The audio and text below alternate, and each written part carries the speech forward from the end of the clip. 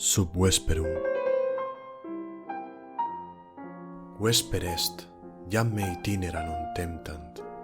Sentio vos, ex viridio sub saepem, casi conculcati in nebula, o dies, o folia, o flores.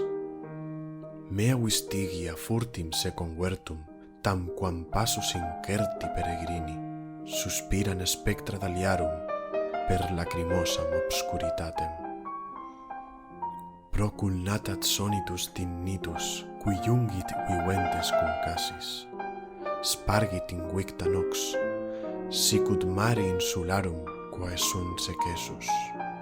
Me vocant, et lumen immensa, et aliquac incurvolans mens, et annosa sela disrupta, et papirii folium displicens.